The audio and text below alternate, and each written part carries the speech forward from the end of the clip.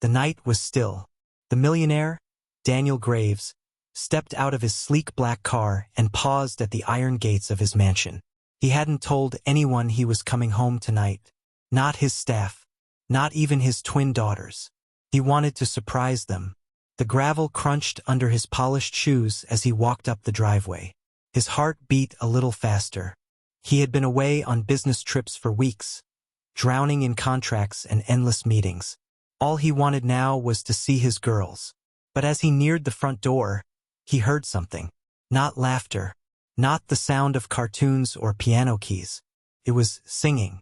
Faint, gentle, and strangely haunting. He frowned. The melody floated through the crack of the slightly open door. It wasn't a song he recognized. It was soft, almost like a lullaby, but not in English. The words carried a rhythm older than time. He pushed the door open. The grand chandelier hung silent above, its crystals glittering like frozen raindrops. The house smelled faintly of vanilla candles and fresh flowers. He set his suitcase down quietly, not wanting to break the spell of that strange melody. Step by step, he moved toward the living room. The closer he got, the clearer the voice became. It wasn't his daughters. It was the maid, Maria. She sat cross-legged on the carpet, her dark hair tied back, her hands moving gently as if painting stories in the air. And right there, his twin daughters sat in front of her, wide-eyed, their small hands mirroring her movements. They weren't just listening. They were learning. "Papa always says love is shown in words," one of the girls whispered. Maria shook her head softly. "No, my darlings. Love is more powerful when spoken without a single word." Then she lifted her hands. Her fingers moved in graceful, deliberate shapes. The twins copied her. Their lips pressed tight, their eyes shining with curiosity. Daniel froze in the doorway. His breath caught. They were using sign language. "Why are you teaching them this?" his mind whispered, but his lips stayed sealed. He couldn't move. The room was quiet except for the faint sound of the night wind brushing against the curtains. He could hear the clock ticking. Tick, tock, tick. His daughters raised their little hands, fumbling but determined, their tiny fingers trying to mimic Maria's movements. And then he saw it. The girls looked at Maria as if she were more than just a maid, as if she were family. Daniel's throat tightened. He had never seen this side of her. This warmth, this patience, this unshakable calm. Maria spoke again, her voice like a whisper of secrets. "When words fail, kindness speaks. And hands can carry love where voices cannot." The girls smiled, their fingers forming shapes clumsy but full of effort. Daniel stepped back, pressing his hand against the wall to steady himself. The air in the mansion suddenly felt heavier. What was happening here? What had Maria been teaching his daughters while he was gone? And why did he feel like he was the one who had been left behind? Silent moment. The millionaire stood frozen, hidden in the shadows, watching the scene unfold. His heart battled between awe and suspicion. Should he step in? Or should he stay quiet and see what else Maria was teaching them? His hand tightened on the doorframe. His jaw clenched, because something told him this was only the beginning. Daniel's lips parted, his voice trembling on the edge of breaking the silence. But then Maria's next words struck him cold. "You must never tell your father about this. Not yet." Daniel's pulse quickened. "You must never tell your father about this. Not yet." The words echoed in his mind like a crack of thunder in a silent valley.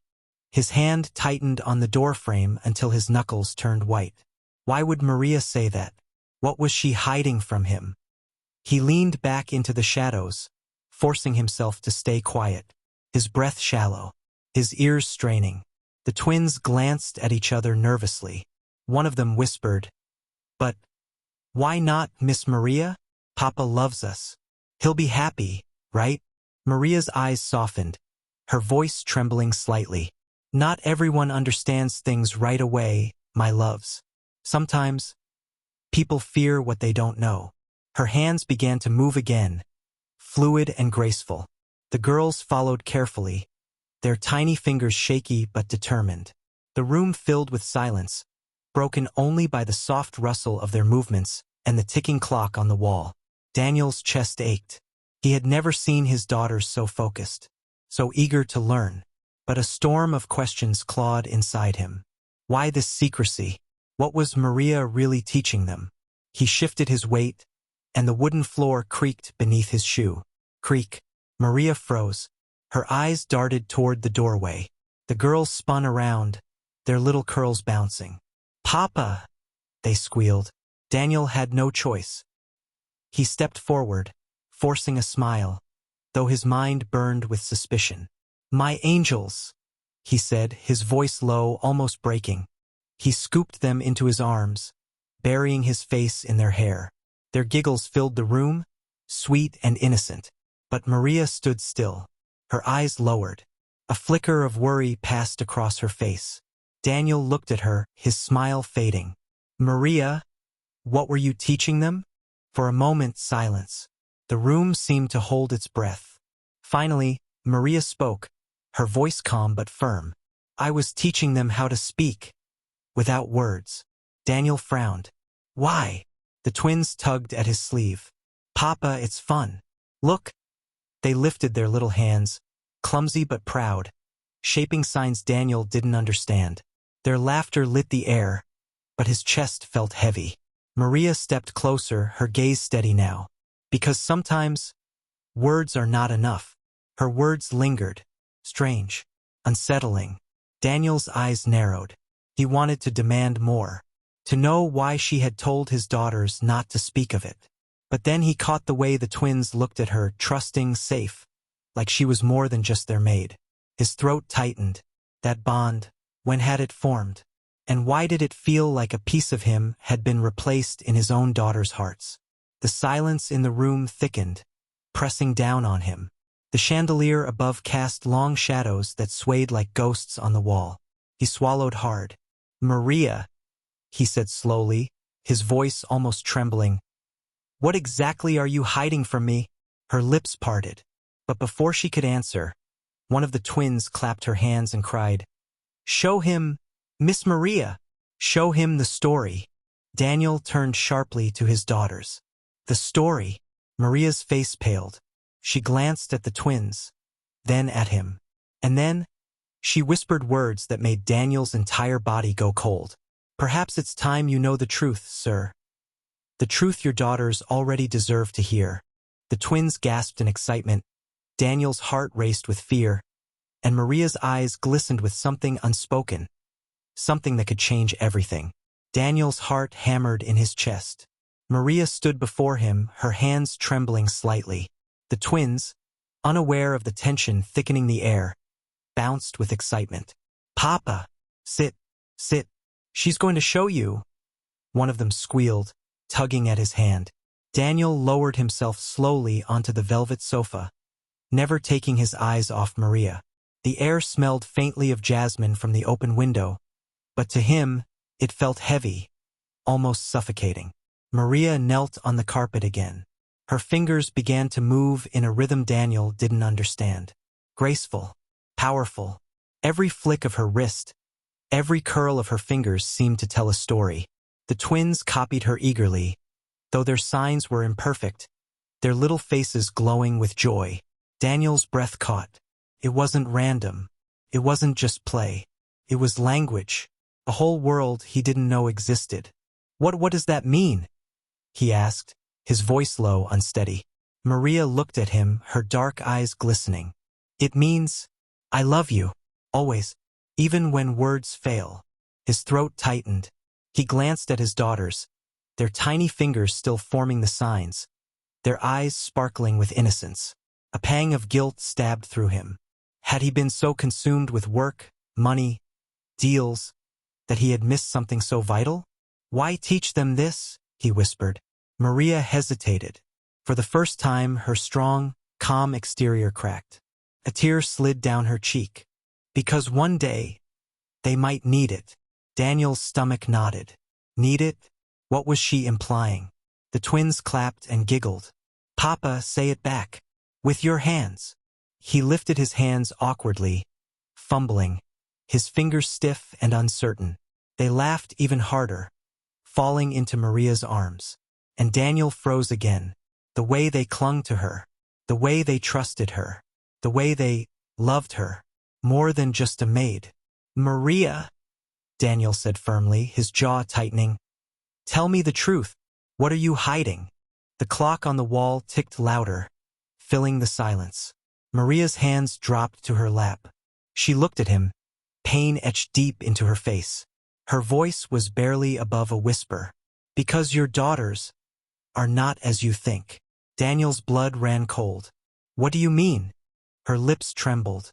She glanced at the twins, who were now whispering to each other in giggles, completely unaware of the storm brewing between the adults. Maria leaned closer, her voice breaking. "They have a secret I could no longer ignore. And if you love them, truly love them, you must face it." Daniel's chest tightened. His pulse roared in his ears. "What secret?" he demanded, his voice echoing against the marble walls. Maria's tears glistened in the light. She opened her mouth, but before she could speak, the twins suddenly began signing to each other rapidly, faster than before, their little hands moving with surprising skill. Their laughter stopped. Their faces grew serious. And for the first time, Daniel realized they were speaking, but not with their voices. He couldn't understand a single word. He couldn't even reach them, and that realization shook him to his core. Maria's tearful eyes met his. "Do you see now, sir? This is why I had to teach them.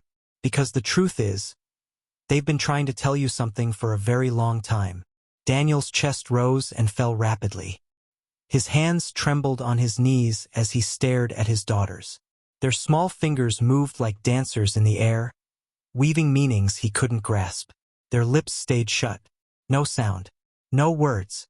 "Maria," his voice cracked. "What are they saying? Tell me." Maria's eyes glistened with tears. She swallowed hard, her voice trembling. "They're telling each other secrets, sir. Secrets they've never dared to say aloud. Because they know words might fail them. Because sometimes their voices do." Daniel's head snapped toward her. "Voices do? What are you talking about?" She stepped closer, her hands clasped tightly. "Your daughters. Sometimes they can't hear everything. Sometimes the world is muffled for them.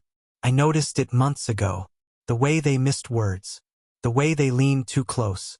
The way they stayed quiet in groups." Daniel's eyes widened, his world crashing around him. No, that's impossible. They're doctors." Maria shook her head gently. "Doctors see what's written. Mothers see what's hidden. And I listened. I stayed. I watched." The twins ran to Daniel, tugging at his arms, their smiles bright. "Papa, we want to show you more." Daniel forced a smile, but his throat was tight, his mind spiraling. His daughters, his little angels, were slipping into a world of silence. And he hadn't seen it. Maria knelt beside the twins, her hands moving gracefully. The girls followed, their eyes glowing with joy. Then Maria looked at Daniel. Her voice was steady now. "I couldn't let them feel alone. I couldn't let them grow thinking silence was a prison. That's why I taught them sign language. Not to hide it from you, but to prepare them for a life where silence doesn't mean weakness." Daniel's chest ached. A silent moment filled the room. The ticking clock grew louder.